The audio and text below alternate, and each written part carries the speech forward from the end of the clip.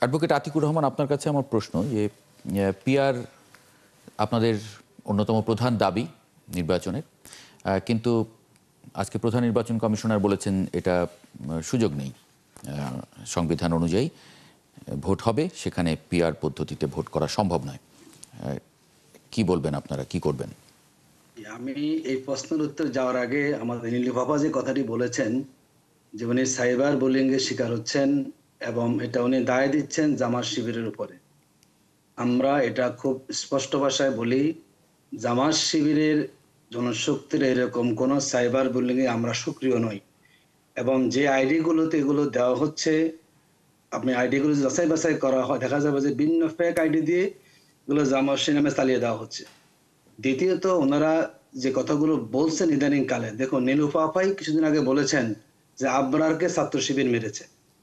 এই যে যদি এই জাতীয় কথাবার্তা কোনো নেতা নেত্রী বলে থাকেন, তাকে তো জনগণ তাকে সেখানে সাইবার বুলিং এ ফেলে দেবে। আবার তিনি বলেছেন যে আমরা কোথায় বলেছি জামাতকে ভোট দিলে হলো জান্নাতে যাওয়া যাবে, এগুলো কোথায় বক্তব্য দিয়েছি আমরা? আবার দেখলাম গত একজন নেতা বলেছেন যে জামাত হলো বেঈমানি করছে। এই যে ওনারা কথাগুলো বলে যাচ্ছেন, ভিত্তিহীন কথা, অসত্য কথা, এগুলোকে জনগণ প্রত্যাখ্যান করছে এবং জনগণের প্রতিবাদের ভাষা জনগণ অনলাইনে দিচ্ছে। আর সেটাকে ওনারা আমাদের উপর দায় চাপাচ্ছেন। আমরা স্পষ্ট বলি, যদি এমন কোনো আপনার কাছে প্রমাণ থেকে থাকে যে সাইবার বুলিং জামাত শিবির করেছে, আপনি আইনি পদক্ষেপ নিন, আইন পদক্ষেপ নিন, কিন্তু সেই পদক্ষেপ না নিয়ে জামাতের উপরে দায় চাপানোর যে সংস্কৃতি এখান থেকে আমাদের আপনি তো বললেন যে এগুলো সব ফেক অ্যাকাউন্ট, আইনি পদক্ষেপ নিলে তো এদের খুঁজে পাওয়া যায় না। এবং ইতিমধ্যে আমাদের দলীয় আমিরও বলেছেন, আমাদের দলীয় আমির বলেছেন যে আমরা মন্দিরে যা ভালো দিয়ে দিব আমরা। সুতরাং আমরা মনে করি আমাদের নানা ধরনের ব্যক্তিরা অনলাইনে আছেন, তারা বিভিন্ন নাম ব্যবহার করে তারা এগুলো করছেন।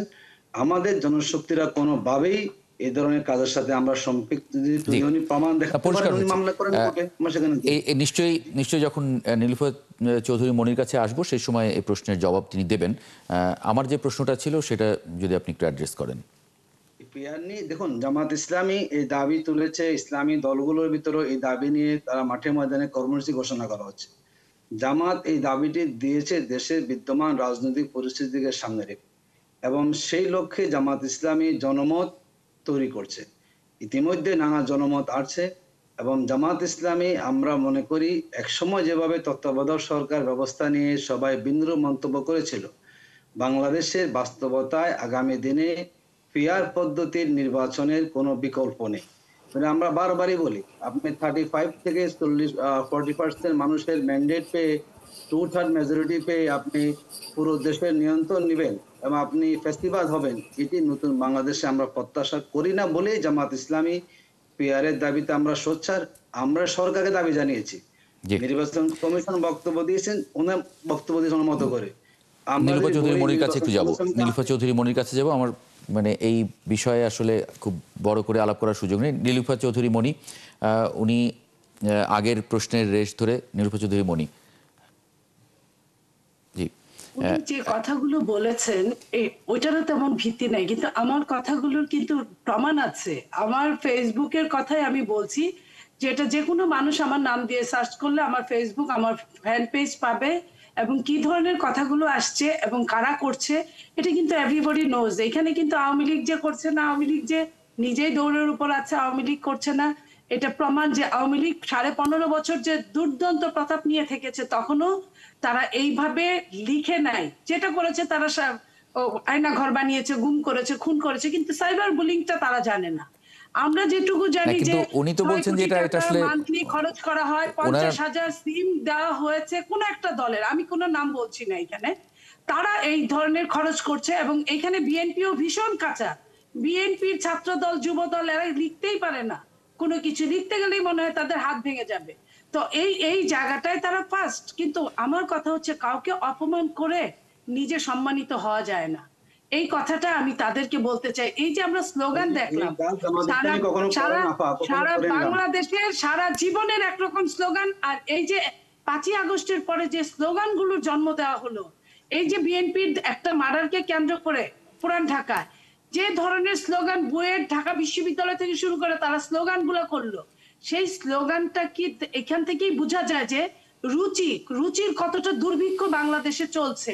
এটার সাথে সাথে আমি এই কথাটা বলতে চাচ্ছি, যে কথাটা আমার ভাই বললেন, যে আমি তাদেরকে আমি আবরার আমি খুনি বলেছি বা কিছু বলেছি, আমি ওইভাবে বলিনি। আমি বলেছি আবরারকে যারা হত্যা করেছে, নর্মাল নিয়ম আপনি বুঝেন, বিএনপির একজন নারী অ্যাডভোকেট সেই মামলা নিয়েছিল, সাথে সাথে বিএনপি তাকে বহিষ্কার করেছে, এবং তারপরে কি হয়েছে আমরা জানি না।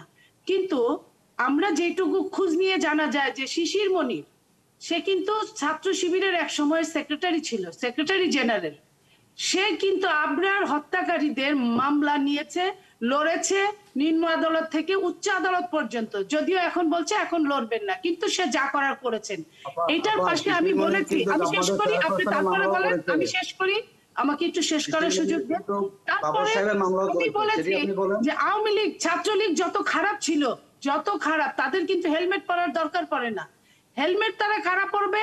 যারা গুপ্ত রাজনীতি করতো তারা। এখন যাদের নাম আমরা দেখি ছাত্রলীগের সাথে ছিল, এরকম তো অনেক অহরহ আছে যারা গুপ্ত রাজনীতি করেছে। সেটার হিসাবটা আমি বলেছি। এটা আমি যে কোনো জায়গায়, পৃথিবীর যে কোনো প্রান্তে দাঁড়ায়, আদালতে দাঁড়ায় আমি এই কথাটাই বলবো। এতে যদি আমার 10 বছর 20 বছরের জেল হয়, আমি মেনে নিব। আমার কথা হচ্ছে আমি আইনত কথা বলেছি। আমি একটু আপনাকে থামাই, কারণ আমি আসলে আলোচনাটা একটু অন্যদিকে নিতে চেয়েছিলাম। মাসুদ কামাল, আমরা যদি আবার সেই জায়গায় আসি যে প্রধান নির্বাচন কমিশনার বলেছেন যে পিআরের সুযোগ নেই সংবিধান অনুযায়ী, কিন্তু বিভিন্ন রাজনৈতিক দলে তো দাবি আছে পিআরের, এবং কেউ তো সংবিধান যে এখন নেই সেটাও মানতে চান না। মানে সেই জায়গায় আসলে কি দেখেন? দেখেন, প্রধান নির্বাচন কমিশনার যেটা বলছেন, ওখানে যদি আপনাকে বসাই দেওয়া হয়, আপনাকে এই কথাই বলতে হবে। যদি আতিক ভাইকেও বসাই দেওয়া হয় এখানে, উনিও এই কথাই বলবেন। কারণ প্রধান নির্বাচন কমিশনার তার যে আরপিও যেটা আছে, তার বাইরে একটা কথা বলতে পারবেন না ভাই। এটা হলো বাস্তবতা। এখন আরপিওতে তো আপনার নাই, পিআর পদ্ধতিতে নির্বাচনের কথা তো নাই। পিআর পদ্ধতির নির্বাচনটা তো আমাদের কোথাও না কোথাও থাকতে হবে, সরকারকে মানতে। এই যে জাতীয় ঐক্যমত্য কমিশন আছে, ওই জাতীয় ঐক্যমত্য কমিশন যদি সিদ্ধান্ত নেয় যে তারা পিআর পদ্ধতি চালু করবে বাংলাদেশে, সেটা যদি সরকার গ্রহণ করলে কি সরকারকে আইন করতে হবে। ওই অধ্যাদেশ দিয়ে করে না, যেমন করে কিছুটা করতে হবে। কোন ফরম্যাটে করবেন আপনাদের ব্যাপার। তো এটা করলে তারপরে কিন্তু এটা আরপিও হবে, এবং সরকার বলবে এভাবে নির্বাচন করো, তখন ইলেকশন কমিশন ওইভাবে কাজ করবে। ওদের তো নিজের থেকে কোনো আইন ক্রিয়েট করার কোনো স্কোপ নাই। কারো দাবিতেও করার সময়, যেমন আপনার এনসিপি বলতেছে তারা শাপলা চায়, তারা শাপলা তারা দিবে কোথেকে? তাদের যে তালিকা আছে, প্রতীকের তালিকা, ওখানে তো শাপলা নাই। তাদের তো তালিকার মধ্যে একটু ঢুকাতে হলেও সেখানে তো একটা লাগবে, তো ওটা নাই। ওটা ঢুকালেও তো প্রধান নির্বাচন কমিশনার বলেছেন আরেকজন তো আগে চেয়ে বসে আছে। ওটা তো হবে না ভাই, ওটা তো নাগরিক আরো আগে চাইছে। তো যদি দিতে হয় তা আগে নাগরিক দিতে হবে, অনাপত্তি জানাবে যে না ঠিক আছে। এখন তাহলে বলবেন তারা এরা এগুলো করতেছে কেন? এরা কি বুঝে না? এরা বুঝে, আমাদের চেয়ে অনেক ভালো বুঝছে। এখন তারা যেটা করতেছেন এর কারণটা আমি বলি। এর কারণটা হলো, যেমন ধরা যায় পিআরের কথাই বলি। আমি নিজে কিন্তু ব্যক্তিগতভাবে পিআরের পক্ষে, আবার বলে নিই, আমি নিজে ব্যক্তিগতভাবে পিআরের পক্ষে। আমার হয় পিআর পদ্ধতিতে নির্বাচনটা একটা মোর ডেমোক্রেটিক, এটা আমি পার্সোনালি মনে করি। এটা অনেক যুক্তি আছে, অনেক তর্ক আছে, অন্যদিন আপনি পারলে ডেকে আমি বলবো নি। কিন্তু আমার কথা হলো, আমি আবার এটাও মনে করি এবারের যে নির্বাচনটা হচ্ছে, এই নির্বাচনে পিআর পদ্ধতি করা সম্ভব না। এটা আমি মনে করি সম্ভব নয়, কারণ এটা করতে গেলে নানা বিতর্ক হবে, নানা কথাবার্তা হবে, এবং শেষ পর্যন্ত নির্বাচনটা ফেব্রুয়ারিতে হবে না। আমি যে কোনো কিছুর বিনিময়ে নির্বাচনটা চাই, তাড়াতাড়ি চাই, যে কারণে আমি এইবারের পক্ষে না। কিন্তু জামাত যে কাজটা করতেছে, পিআর দাবি নিয়ে রাস্তায় নামছে, কথা বলছে, ইলেকশন কমিশনে যাচ্ছে, আমি কিন্তু এটাকে আপত্তি করি না। এটা কিন্তু আমার কোনো আপত্তি নাই। মানে একটা জনসমর্থন তো তৈরি হচ্ছে, মানে ওনারা এই কাজটা করতেছে। এই কাজটা করার মাধ্যমে ওনারা কিন্তু পিআর যে শব্দটা, এটাকে ওনারা জনগণের কাছে নিয়ে যাচ্ছে। জি, একটা পলিটিক্যাল পার্টির কাজই তো এটা। একটা পলিটিক্যাল পার্টি যে কাজটাই করবে, তারা তাদের যে দাবিটা, তাদের যে রাজনীতিটা, সেটা তারা জনগণের কাছে নিয়ে যাবে, জনগণকে এই রাজনীতির সঙ্গে সম্পৃক্ত করবে। এটা যে একটা পলিটিক্যাল পার্টি। তারপরে যদি জনগণ চায়, সেই হিসেবে জামাত যেটা করতেছে ঠিকই আছে, আমার এটা কোনো আপত্তি নেই ভাই, তারা তো এটাই করবে। এবং তারা কি এখনো কোথাও বলছে যে পিআর পদ্ধতি না দিলে আমি ইলেকশন করবো না? বলছে?